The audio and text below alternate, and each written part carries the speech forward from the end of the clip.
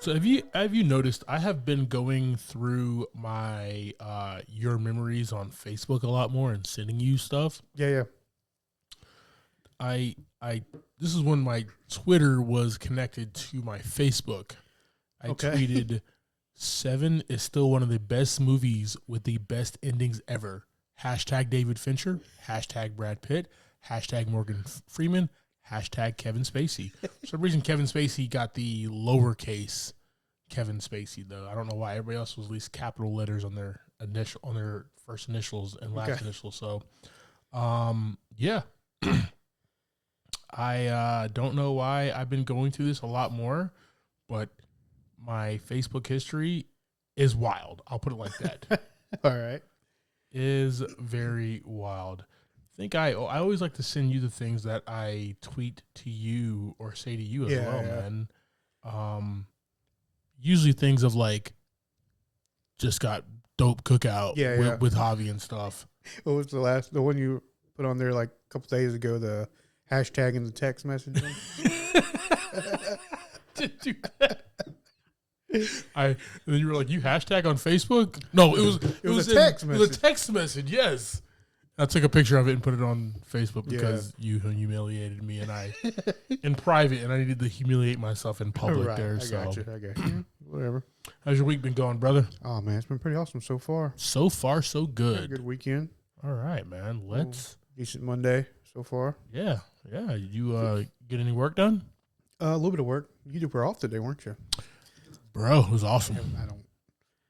I get like 4 holidays out the year off. I'm telling you, man. My company's out there trying to make up holidays and stuff, bro, to get us off, man. That was awesome. I'm telling you, it is the best. Well, Christina was off today as well, but I think she's still logged in for a little bit. She likes that kind of stuff. Yeah, I did not. Definitely could have. Been out. Definitely should have. Big difference there.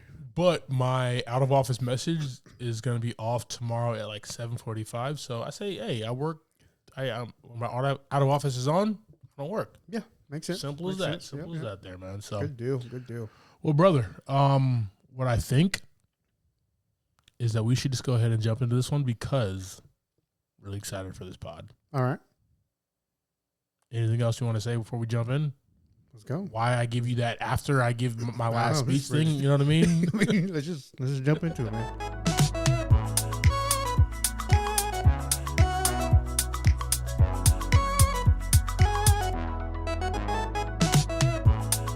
Welcome to this week's episode of Movie in a Pod. I am Clyde Smith. And I am Javier Villalobos. On this week's episode, we are discussing trailers for The Flash, Mission Impossible Dead Reckoning Part 1, Episode 5 of The Last of Us, and our Movie of the Week, Ant-Man and the Wasp, Quantumania.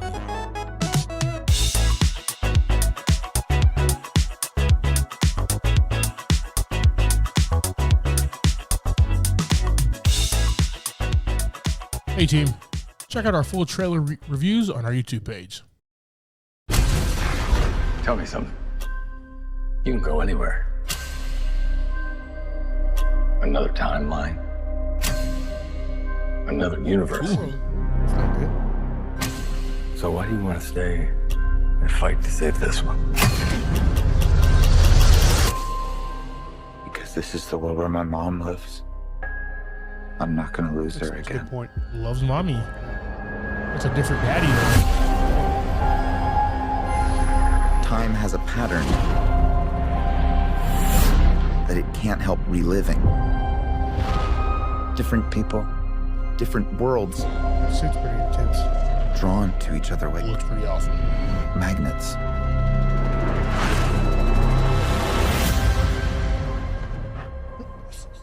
My face. No, there's 2 of them. So my face. Which was the evil If you one? That's the were to real go into question. the past, you have no idea what the consequences could be. The world can't. I could Oh fix wow. things. You could also destroy everything. This can't be happening. God. I completely broke the universe. Zod. We've been waiting for you. I created a world with no metahumans. And now there's no one to defend us. Want some help? Yeah, it's been a minute.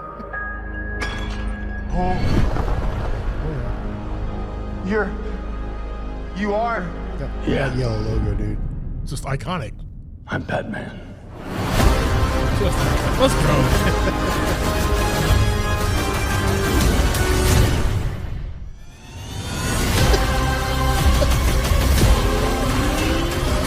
That's the one from. If I can't undo what I did, That's the Dark Knight one. That's like. if I can't get back, there might not be a future.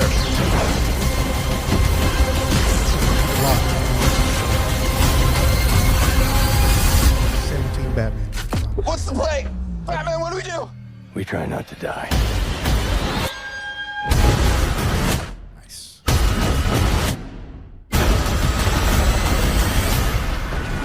It's not Clark. My name is Kara. That is definitely not- I'm we're Barry.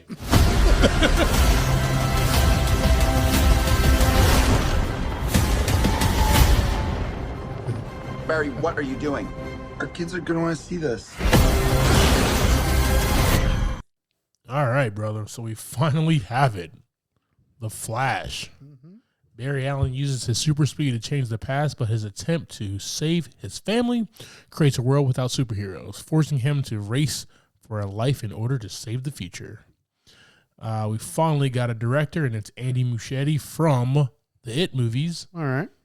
Directed by him and written by Christina Hodson and Joby Harold. Talk to me, brother. What are your thoughts about this trailer here? There is a lot going on. So Like- much. Couldn't quite keep up with everybody that was popping up in there.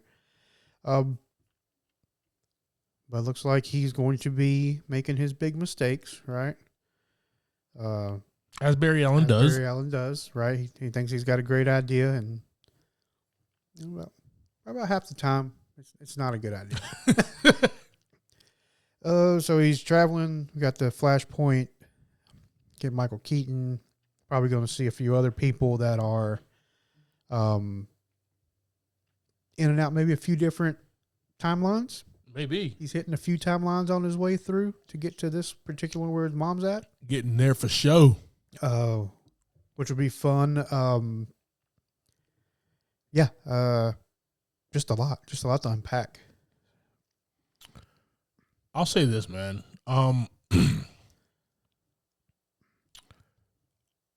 It looks like a fun ride. Oh yeah, it looks like a good time. Good time. I don't know if it's going to change the face of the DC landscape forever, like Black Adam was supposed to. But I think this one is actually planning to do that. oh snap! Like this is I believe the plan to do kind of a reset Oh, from rumors I have seen around. Rumors. this okay. So you know what would be awesome if this movie happens with Ezra Miller, and then at the end we end up with Grant Gustin. Like if we can set that up, that'd be awesome. That's the dream. All right, let's talk about this movie. Let's talk about this trailer. I'm sorry. So we got Ezra, and it looks like he's going to, like you said, mess up and try to fix it with the help of Ben Affleck as Batman, but more importantly, Michael Keaton as Batman. Right. Looks like he's going up against General Zod, and there's no there's no superheroes in the world. So, yeah. Except for Supergirl, apparently. I wonder how that rolls into. And it seems like she was maybe locked up and they got her out, is what it looks like. Right. Which is a thread from one of the Flashpoint movies, Flashpoint comics. Excuse me. So, yeah, let's go, man. We'll go check this out in theaters, and we will talk about it right on this pod, guys. So in June. Perfect. We'll talk about it, man. We'll throw this on our socials. You're excited for this? It's finally almost here, guys. The return of not only Ben Affleck as Batman, but the man, the myth, the living legend, Michael Keaton. Yep. The OG, all black Batman with that badass yellow emblem, man. So really excited. Yeah, with all this on our socials, guys, let us know your thoughts.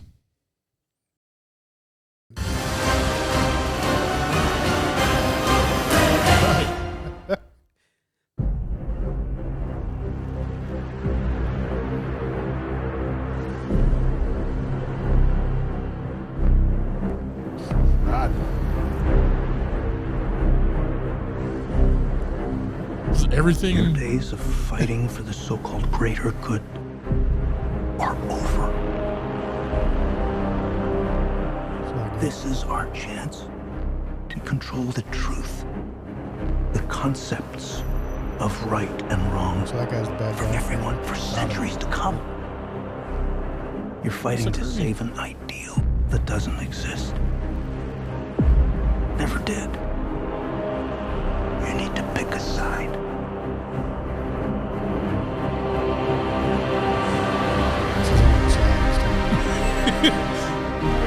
Tom Cruise. Ride a horse and save the day. Doors.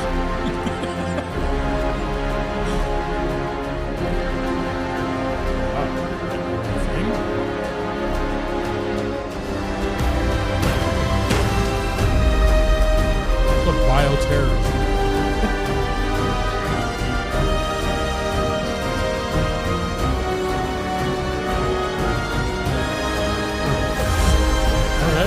Auto run. Yo, man, look at behind these. Up in the barn.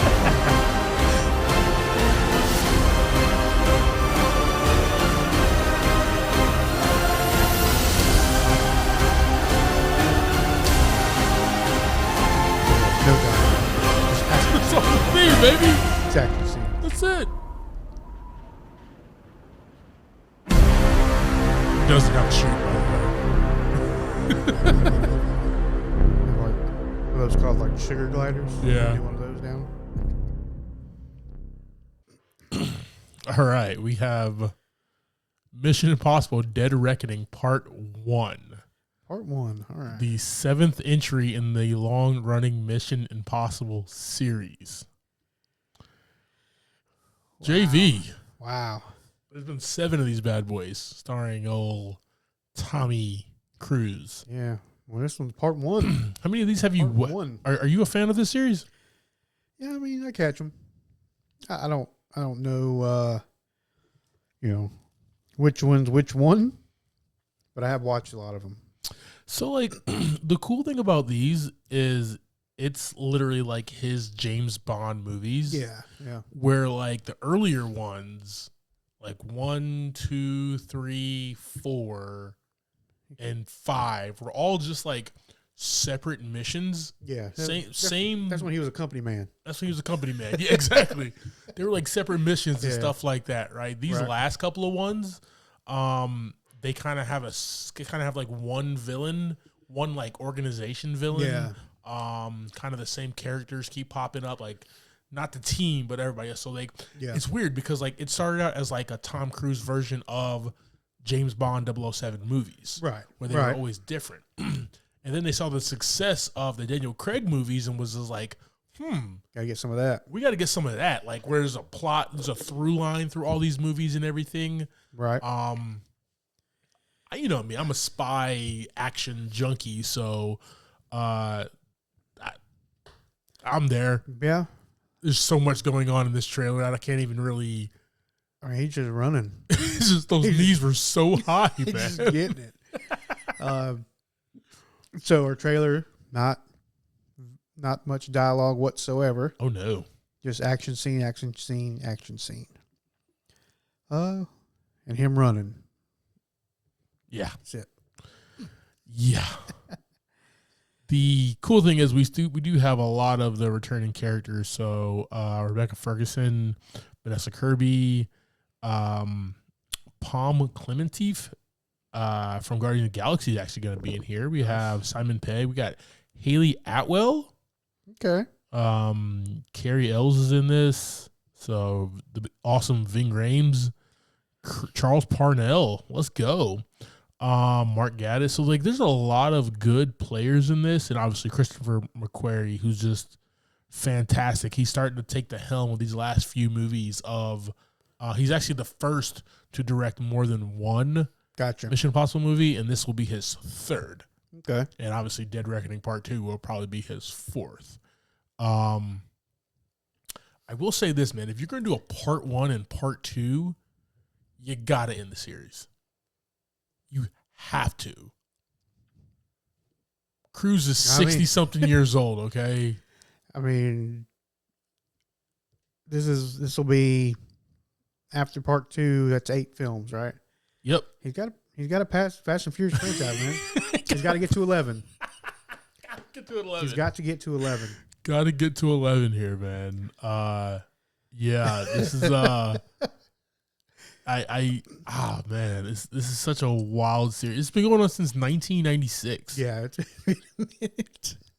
He's been doing these since the 96, bro. Wow. So we will because they don't come out like they haven't been coming out like right after the other. They've been lingering around for a bit. He always does a few projects in between. Yeah. So the funny thing about, speaking of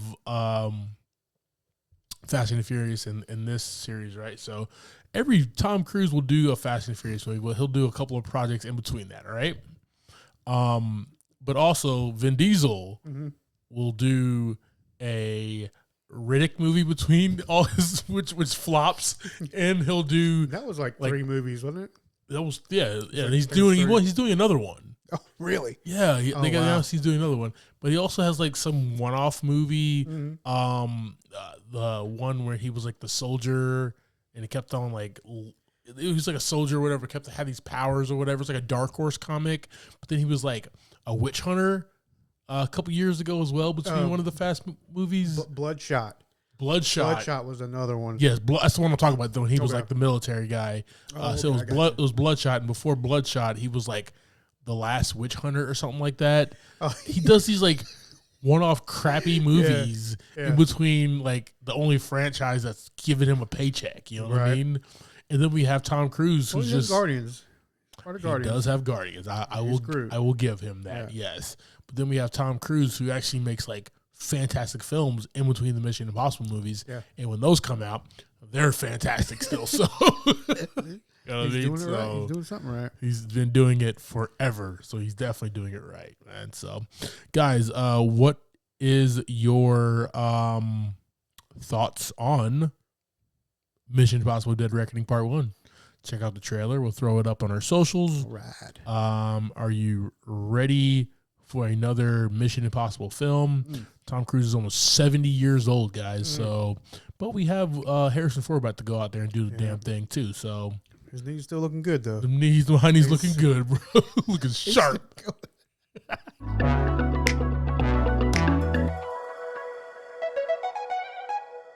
All right, brother. Let's discuss The Last of Us, man. All right. Episode 5. Episode 5 was cool, man. So we get Joel and Ellie, and they are trying to make their way and find Tommy, right? Joel is looking to go ahead and save his brother because he didn't know what's going on. Yeah. Come to find out, his brother's doing damn good. Chilling. He's chilling, bro. You got it made right now. Got a beautiful wife, you know, he's got his life in this town. Got a baby on the way. Man. Like, it is good, man. What were your thoughts of this episode? So this was another like episode about other people other than Joel and Ellie for the most part. Yeah. Which was interesting. You know, he's wondering why, I lost contact with my brother, and come to find out is because he's settled down in this community that is not using radios and stuff because they're trying to stay undercover, noticeable. So Joe just like, what's up, man? Yeah. You just chilling up here, ain't gonna let me know what's going on. Yeah.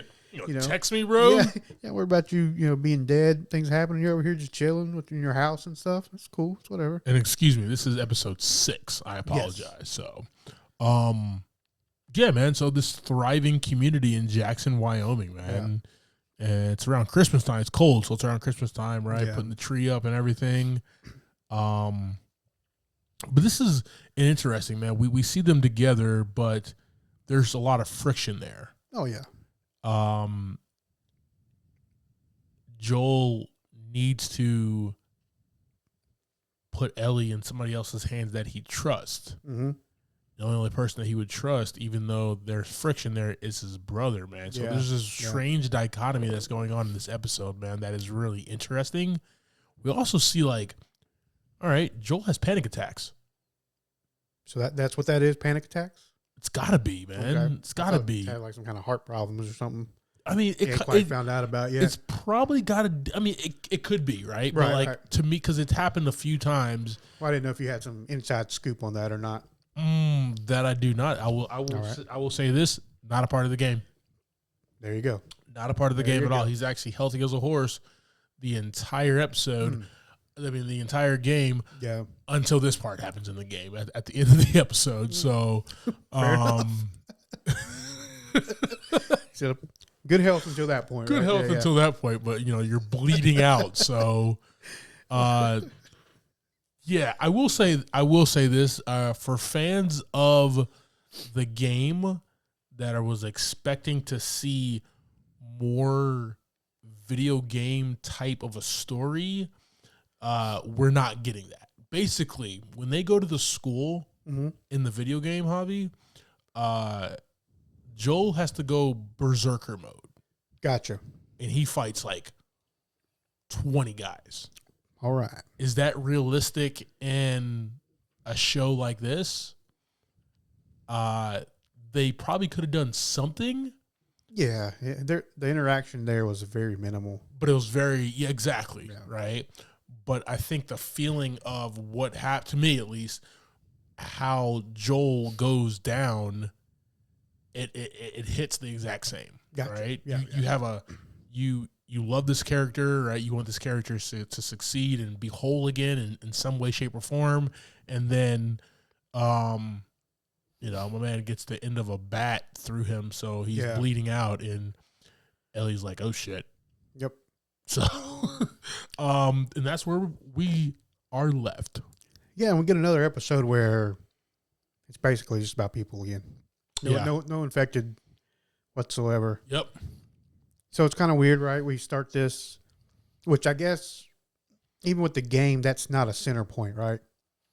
The infection is kind of, but it's not like, even in the game, it's more of all the people, right? You're more it's a scary game. Yeah. You're more afraid of because you almost can you can keep the infected at bay in the video game. You can move around the infected and not have to deal with them, right? Yeah. But Jim Bob Fisher right there, he's gunning for you, right? Yeah. So yeah, and I mean they're traveling to an area where there's no infected really. They're in the cold out in the middle of nowhere. So to me, it's kind of strange, but like I said, I don't know the story of the game much. Yeah. So what I've seen so far, it kind of makes sense, right? You're more worried about people than anything else. Yep. Yeah, and then we end with him laying on the ground. Yeah, yeah. Just go back to what you just said, man. If you're looking at this like the infected are the villains of this story. Yeah. They're not. Yeah, exactly. Right? They're just there. Well, they were in that one scene. Where they all came out the ground. That was really they were bad. That was awesome though. That was awesome, yes. That bloater was real. That was a real we talked about that humongous last dude week. In there. Yeah, just a 6'6" guy just yeah, guys, it's a different story than they're adapting a video game into an actual story that could really happen. Yeah. And that's what I like. Yeah, me watching it without the knowledge of the game, I'm really enjoying it. That's good. As a show on its own. That's good. Not noticing, if something's different or whatever, but so far it's been a great show. We've been Said, watch it last night at 9 o'clock. Oh, yeah. Stayed up and watched. Boop. Coffee, please. Yeah. It's a little tough, but we make it through. Yeah. Guys, are you still rocking with The Last of Us here? Are you, if you're not seeing anything about the video game, what do you think Joel's fate is at this point in time with Ellie kind of out there by herself? Yeah. Let us know, guys. We'll post this on our socials. This has been actually one of my favorite episodes so far, man. Okay. This was really good to kind of see Tommy's life, Yeah. and see them back together, but also, Joel's kind of, those layers are coming undone. He's not as rough and tough with her anymore, and he's starting to put more trust in her, and that was also cool to see. Yeah, we get to see his more caring side too. Yes, he was going to let her go off with Tommy, and then decides, I got to do this. Yeah. I got to make sure she stays safe. Definitely. All right, guys, let us know your thoughts.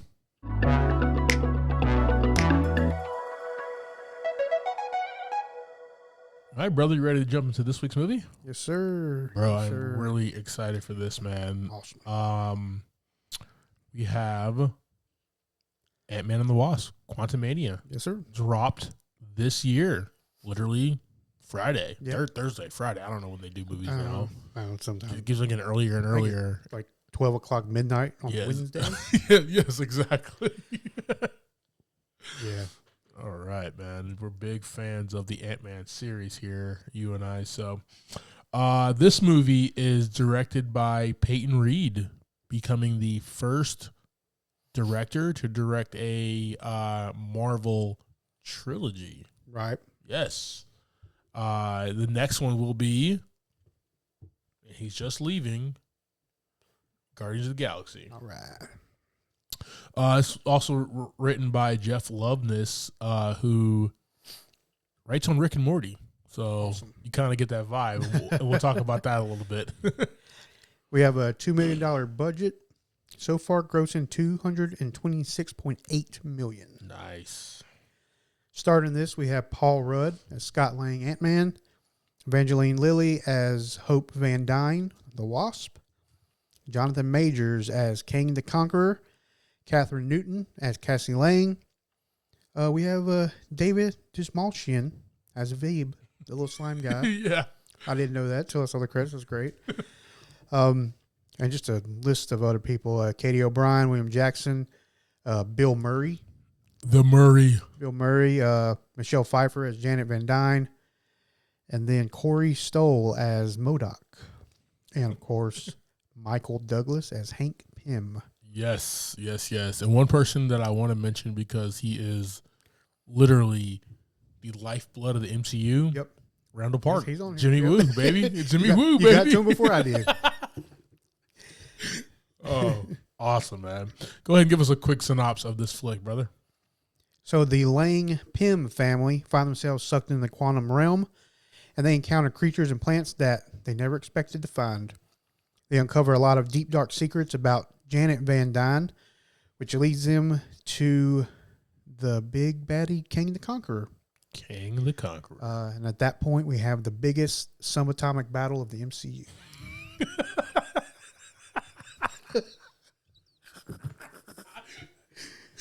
I didn't even think about that. It was humongous. So even when he got like big, right? Yeah. He wasn't that big. They were actually like still smaller than they've ever been before. I did not even think about it like that, bro. The whole time. Yeah. Like I knew they were like, we're going to talk about it. I'm sorry. Yeah. But I knew when they were like in the quantum realm was super small. Yeah. It didn't dawn on me that they were like, boop. Yeah. At all, man. So that's hilarious. Yeah, I don't understand how the physics works in the quantum realm. Missed that day in physics class. So yeah. All right, man. Let's start at the top here. So we have Paul Rudd as Scott Lang / Ant-Man. Just Love like Paul Rudd. first and foremost, he's just a dad. Right. Just a middle-aged Yeah. dad, right? Mm-hmm. He's just a very corny middle-aged dad, and he loves his family. He loves his daughter, but also he is this badass Avenger who can shrink in size and grow in size. So just very awesome. He is an Avenger. Yep. And he wrote a book about his tales. Which we get to hear him read some of in the movie, which is fantastic. Oh man, just a good time, man. See, like, okay, the reason why Paul Rudd is the best for like these movies is you just look at Paul Rudd and it's just immediate joy. It is. I mean, I see this man. I'm just like, dude, my day was crappy, but like Paul Rudd, thanks, buddy. I'm just in a better mood now, man. He has that smile, that flair about him, man, and like the tone of these movies is never like, at least especially the first two was just never really like high stakes, like end of the world type things, right? Because he's just a dude. He's just a dude. He's not a rich dude. He's not anybody particularly special. Yeah. He's not an assassin or anything. He's just a dude. Yeah. Who can break in. You know, he was petty thief, man. Exactly. He can break into wherever he wants to. So that brings him very down to ground level. Like I said, just a dad. Yeah, and that's what's enjoyable about him. Yeah, one of our ground level Avengers, and I definitely appreciate that. So, still wish he would have. He could have destroyed Thanos himself. Yeah, we know. Could do that. Yeah, could have just. That could have been a 5-minute battle. Could have done that to Kang too, but you know. But did you notice that he was way away from Thanos in that final battle? He was nowhere near him. You're right. Remember, you're right, because he was down there in the underneath. Yeah. Yeah. But yeah, he's the guy that has to. They get sucked into the portal with his whole family, and they're in the quantum realm, and his thoughts of this is why I started out with Dad. He just wants to save his daughter. That's it. He wants to save his family. Anything else is just like icing on the cake. You know what I mean? Yeah, yeah. So, like, that's kind of the through line that I love about Paul Rudd as this character in this movie, man. And that's really all of them. They're all just there to save to save Cassie. Yeah. I mean, same with Hope and Hank and Janet. They're all, we got to save Cassie. Gotta save Cassie. So we also have the amazing Evangeline Lilly back as Hope Van Dyne / the Wasp, right? Daughter of Hank and Janet Van Dyne, who is the Wasp now, and she's living large. She has her own Van Dyne Foundation, and she's just doing the thing, man. Right, she took over, right? Her father's business, basically. Yep. She's just a badass. She does a lot of work too. As fun it is to see Paul, like, it's almost like they're both front and center, but obviously it's still an Ant-Man movie. Like, everybody's gonna call it an Ant-Man movie, but like they kind of go one for one. They gotta go one for one, bro. Yeah. She's a badass. So like every time he was doing something, she was right there. Yeah. Anytime he needed help, she was there. When she needed help, he was there. But yeah, I mean that's the whole movie, all the way to the end. They never really leave each other's sides. She's a legit, very strong character, right? That's why she got side billing in these last two movies, right? Where it's like it's these two together, not just like Scott Lang have to save the day, man. Yep. But she's in a situation, right, when they get into the quantum realm where she knows her mother, Janet, is holding secrets. Yeah. But like, so she's like, Mom, you're being sketch as hell, right? Like the entire movie. Oh, yeah. And like, drip by drip, she does start to like tell what's going on, but there's some trust issues there. Mm-hmm. There were some trust issues before because she's like, yo, let's talk about what happened down there, man. It's very healthy for us to like do that, like work through that, through that trauma. Her mom's like, nope, I'm good. Yeah. Nothing. Turn that shit off. And I'm real curious too, like how much time actually passed while they were down there when they come out. Well, okay. So time works different, right? Yeah, right. And Hope was a child when her mother left. Hope was a middle-aged woman, let's say 40, when her mother came back. Yeah. How much time is that in the quantum realm? You think that's a day?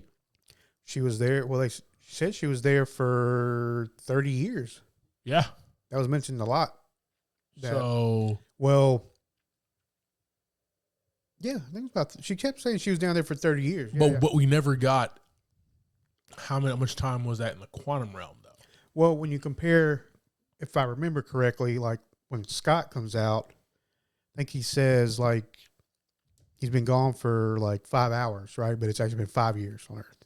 Oh, so, but you don't really know how long they were actually there in movie time. You know what I'm saying? Yeah. We don't know how long they were down there until they come back and get back out that portal. Well, Hank did say it's been a crazy day. But time is relative in movies. So. Yeah, that's fair. That's fair enough. Time is definitely relative there. So, and you don't age, so that's awesome. So that's why Paul Rudd just looks like he's 35 still. Man. He was on Armchair Expert this week's episode. Really? Yeah, I'm definitely checking that out. It's like 2.5 hours long. Oh, perfect. Super excited. I think I made about halfway through so far. Good deal here.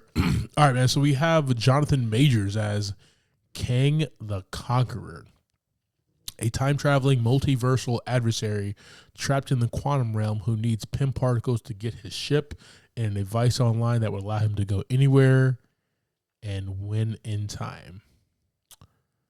Well, we've already seen one of these variants. Yep. The last episode of Loki, season 1. Correct. As He Who Remains, the creator of the time variants. But we have this one is, and that He Who Remains gets killed off. Yep. And then we're left with we have Kang the Conqueror is one that we get here, and we meet him and we're like, oh, okay, he was good at one point in time. Right. Like, we're waiting for something to happen to like piss him off, to like for him to go do and be the big baddie that he's supposed to be, right? Little mind manipulation on Janet. No, he's just an asshole from the start, but he just doesn't tell her. Well, yeah. I mean, like that persona of making himself look like he's a good guy, kind of, or he just stranded, is a manipulation on Janet. Yeah, to get her to help him. Yeah, but yeah, he's a terrible guy. He's a terrible person. Terrible from the start. I think that Jonathan Majors himself, as the character, like as funny and goofy as this movie was, and there was a lot of goofiness in this movie, maybe a little bit too much at times. He played it straight. Right. He was like, "Yo, I'm the villain. I don't have a sense of humor. Correct. Yeah. I have a job to do. The job is to basically destroy everything." And I really enjoyed how much of him we had in this movie. So much. We didn't have to build a world to get to him. He was there throwing punches right off the bat. Oh man, beast. Yeah. Beast, man. So what I love is like it looked like he had some like magical powers. Right. He had the most advanced tech we've just ever seen. Yeah. Right? This thing, like what we've ever seen in the MCU, man. Right. Wild. Just what device do you have on your wrist to like basically crush Cassie and Scott when they're in the cell, the holding cells or whatever. Yeah, that's pretty crazy. Very wild. He's just really fun character, man, and I think he's gonna be, like you said, the big crossover movie villain, like Thanos. Yeah. I don't know, man. I'm a big Jonathan Majors fan, and I think he's just gonna crush this, brother. But also, this dude's got to play so many characters. That's the beautiful thing of it, man. So he's, I mean, just this movie was so many characters. Yeah. Which, could be fun, could be weird. We'll see how that goes. But he's got a lot of work to do. And on that end. Yeah, we're really excited for the different variants of Kang. Yep. Because there's going to be 8,000. Yeah, and I'm wondering, are they going to be like taking down one here and there? One, take out one Kang and another one pops up. Take out this Kang and another one pops up. Kind of curious as to how that's going to work through his saga. Yeah. Or are we going to build up to like that 2025 Avengers movie? Yeah, like are we building up to like an army of Kangs coming at us? We got an army of ants, baby. Well, let's go. You're right. Let's go. Very advanced Very ants. advanced ants, right? Just a few short hours, you know what I mean? Yeah, that's what's funny about this movie is you're in a world the whole time that you can do whatever. There are no rules in the quantum realm. No rules. No rules. So one person can be in one time for like the ants are in some time for like 1,000 years, right? And they just become an advanced society of ants. And then they just show up and like, hey, we're here. Like, hey, we're gonna save the day. Yeah. Don't worry about his tech. We'll take care of that. Because it's a realm where there's no rules. Yeah. So it's like, but that's what the beauty of it. Like, it's written by the dude who does like the Rick and Morty episodes, where it's like, all right, we're gonna create these rules right here. Now crimple those up, throw those out. Yeah, right? yeah. Because like that doesn't matter. All right, guys. Let's move forward here. We have Catherine Newton as Cassie Lang. Scott Lang's 18-year-old daughter who requires a suit similar to her father's. This is a little far-fetched, right? We go from Cassie as a kid at the end of Ant-Man and the Wasp, and then we get, after the blip, we get Cassie as an adult, like let's say 16, 17 years old, whatever. And then we have Cassie at 18, right? And Cassie at 18 she's like a freedom fighter type thing, right? Out there in the park and like rebelling, going to jail, but she uses PIM particles for stuff like that. Which was very shrunk the police car. Shrunk the police car, right? And she just wants to be a fighter like Hank and her dad. Yeah. But Scott doesn't want her to. Right. He just wants her to be a kid. Correct. And he wants to protect her.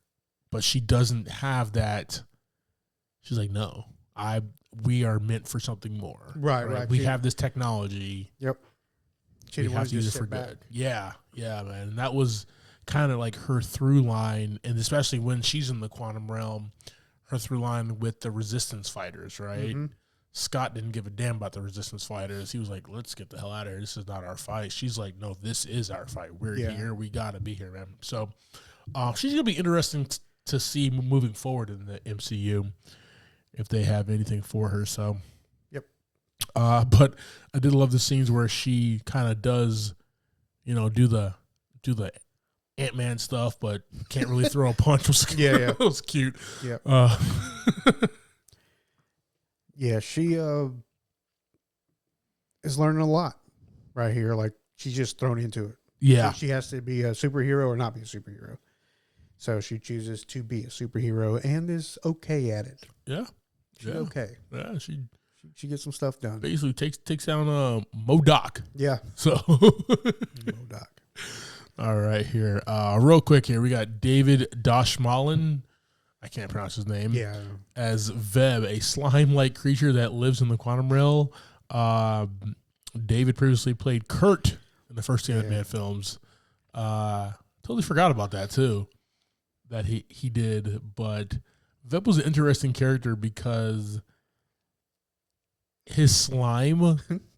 If you drink his slime, like it was weird, right? Because you're like, all right, why do they want them to drink this? Like, why are they forcing them to? And even Cassie's like, drink it, Dad. And then when it just makes them, it's like a MacGuffin to make them understand other people in the world. Yep. So that was really interesting and really cool.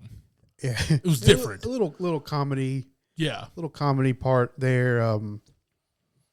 And this, I mean, he becomes a character, just comes back up in a movie. So there was only like a couple that were really credited as far as those freedom fighters, and he was one of them. Oh, yeah.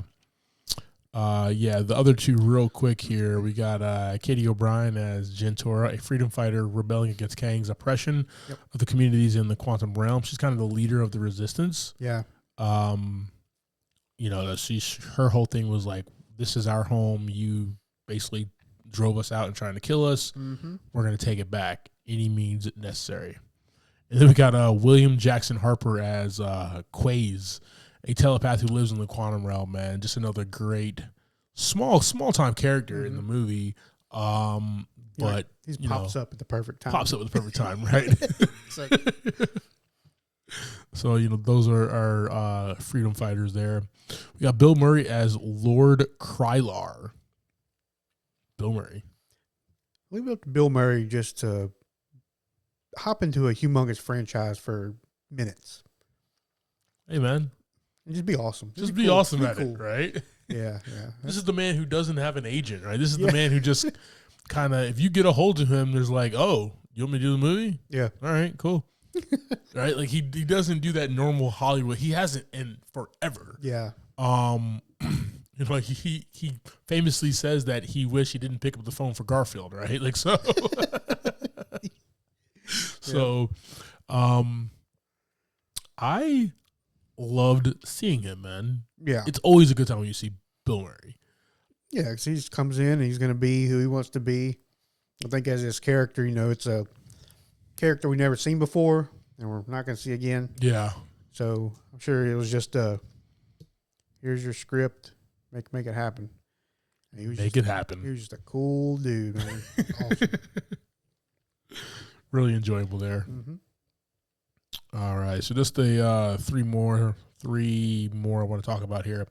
Michelle Pfeiffer is Janet Van Dyne, Penn's wife, Hope's mother, who was the OG Wasp and was in the quantum realm for those 30 years. Says it right here. Oh, yeah. there you go. With those 30 years, though, she basically helps. She does a lot, right? She does a lot. Yep. She gets there. She almost lets Kang go, but doesn't. Stops him. She rolls out. Well, blows out of there. Yeah, has a relationship with Lord Krylar. Fights against Kang down there, and then eventually gets out of there. Yeah, it's gone. Deuces. No, so I'm back home, baby. I'm in San Fran. So, but she's the one who's holding a bunch of secrets that she's not really telling the family. And she's kind of that driving force through the film there. I did like that Michelle Pfeiffer had a bigger role in this, right? Like it was centered around her time in the quantum realm. Yeah. And she picked up that steel, man. She knows what she's doing, man. So she knows how to shoot and fight. So that was really cool. Corey Stahl as Darren Cross / MODOK. We thought we saw the last of this guy, right? Yeah. At the end of Ant-Man 2015. But he becomes this humongous head in a very, very, very tiny body and becomes MODOK. Yep. Little hands, little arms. Little hands, little arms. Or little legs. I will say this. I've never been like a fan of MODOK at all. MODOK is usually like yelling about world domination. Yeah. and stuff like that in the comics and in like any kind of the TV shows and everything. More of an annoying character. So that's why it's like almost perfect that the MCU brings back Darren Cross for this, because Darren Cross was just an annoying villain from the start, right? He's an annoying guy. Oh, yeah. But then you kind of see the layers kind of come undone, and then just that ending scene is just like, an Avenger. Yeah, he's all right. You're an Avenger. All right, and we got Michael Douglas as Hank Pym. What is Hank Pym not? He's a former S.H.I.E.L.D. agent, entomologist, physicist who becomes the original Ant-Man after creating the suit there. Yep. One is Michael Douglas. Michael Douglas is just cool. Very cool. Right? Very cool. And he doesn't have to do much in this movie. He really doesn't do much, but the little bit that he brings is just like, dude, the legend Michael Douglas on screen. You know what I mean? Yeah, my favorite is when they're just kind of sitting around the table talking. Yeah. And then there's the clues like about how Janet and Krylar had a little thing going on. He gives them the worst looks. So good. But and like what I would have liked to see. Yeah. And who knows what the future is, right? I would have loved to see a young Hank Pym Ant-Man movie. Right? I'm talking like old school with like the ant helmet with like the tentacles and everything, man. That's what I want to see, man. That would be dope. We have the technology. Yep. Just got to sign a Michael Douglas for 3 movies. Yep. All right, man. Let's talk about just this world for a second, man. We're in San Francisco a little bit, but San Francisco could be anywhere. Could have been Atlanta for all we know. Right. But really, the quantum realm itself, man. Like when I saw the trailer for this movie, I was like, okay, it's the MCU. They're notoriously known for, pushing their CGI creator guys or whatever to the brink and like long nights to like make these deadlines and everything. So things kind of look like shit sometimes. Oh yeah, in some movies, right? Happen, like we look over it because we love the franchise, or we protest, You know what I mean? But the quantum realm, it looks like lived in. It looks real, man. Yeah. It looks full. It looks vibrant, colorful. A little scary in some places, right? And and you see the different worlds where you first meet the resistant fighters to where Hank, the Pyms and Van Dyne's kind of get their ride, or whatever. That was like a sand type area, right? Yep. To Kang's kind of fortress, man. Like, you get so much, man. So much good like set development in here. Yeah. I know a lot of it was like backdrop CGI and stuff, but everything looked and felt really, really awesome, man, to me. So that I really enjoyed that part with the production. Like they worked hard. They gave us a lot of dimension. Yeah, that's a good word. A lot of depth in the environment when you're in it with them. Yes, not just, hey, I'm behind a green screen, right? Exactly, yeah. It almost seemed like they used the technology from like Avatar, not as well, obviously, but where it was more that and less of just like a blue screen behind them, right? From a lot of behind the scenes Avengers or Marvel that I've watched, like on Disney Plus and stuff, they typically have a good set, and then it's the foreground or the far where behind them, the background, yeah. It's usually the distance is what's more CGI than anything, and that's what looks crappy most of the time. Yeah. And this one they gave you a lot of that background, and let you see further away than it's buildings and things like that. Yeah, and that was really cool, man. So they did a fantastic job. Fantastic. Mm-hmm. The music itself was nothing to kind of shake your leg at or whatever, but I will say Christopher Beck did his thing, man. Especially with kind of the theme of like Kang. Yeah. Where it was just like, oh, here comes a badass. Yeah. It's kind of like a march kind of thing. Like yeah. Your Darth Vaders and such. And I think that's the vibe they're going to go with, man. You know what I mean? You need your legendary baddie music. Yep. Here we go. All right, brother. Got a theme for this one, man. All right. All right. Where do you go from here? Right? Scott is, been an Avenger. He's saved the world. He's done it all. He wrote a book about it. He has this loving family now, and they're just trying to enjoy pizza nights. Right. Are you settling, or are you doing more? Right? And I think now, at the end of this movie, Scott puts himself in a position to be like, yo, I have to do more, man. I just can't be this guy.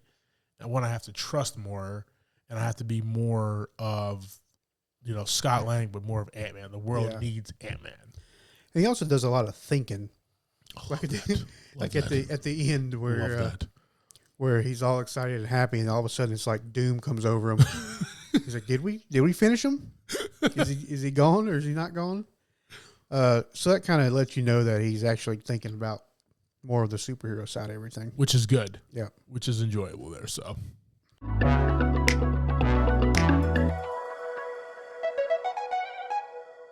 all right, James. So that's our conversation about Ant-Man and the Wasp: Quantumania. JV, go ahead, and give us your thoughts and ratings, sir. So I had a really good time in the Quantum Realm. Yeah. There's a lot of comedy, as some of the comic movies, there's some spots that are usually too much. Yeah. But everything else kind of rolls over that as far as the action. Like I said, the CGI was great. All these actors are, top tier. They're all top tier. And it was a good, and keeping with the same directors as well, really kept a good flow from the other movies. This will get 4 out of 5 buckets of popcorn for me, and I can't wait for this one to start streaming so I can watch it again. Yeah.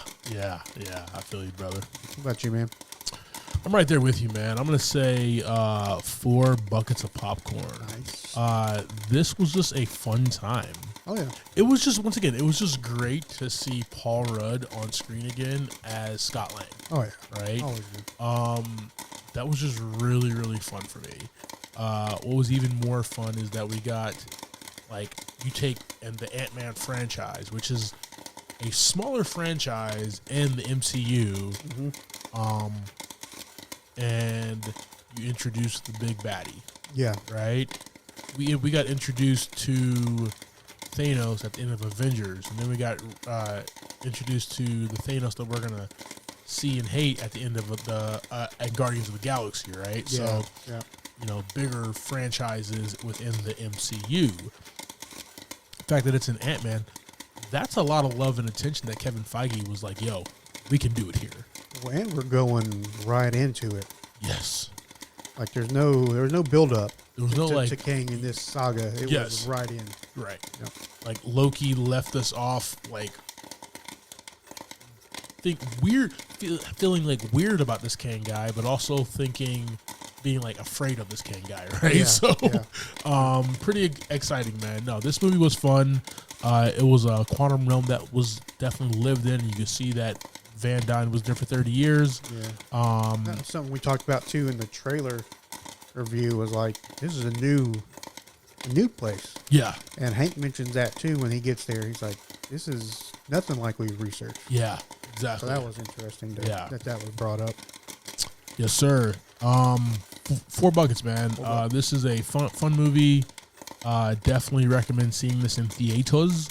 Oh yeah. On the biggest screen possible. It is a fun ride, and my favorite is that Scott and Kang, they just go fisticuffs at the end, man. Oh yeah, just hands. No tech.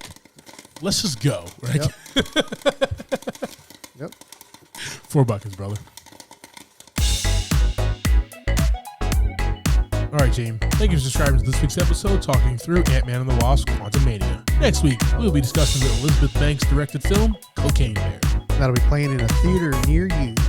Like always, I'm Clyde Smith. You can find me on Twitter and Instagram as I'm Clyde D. Smith. I'm Javier Villalobos. You can find me on Twitter and Instagram at Mr. J8200. Thanks, guys. Appreciate it. And keep watching.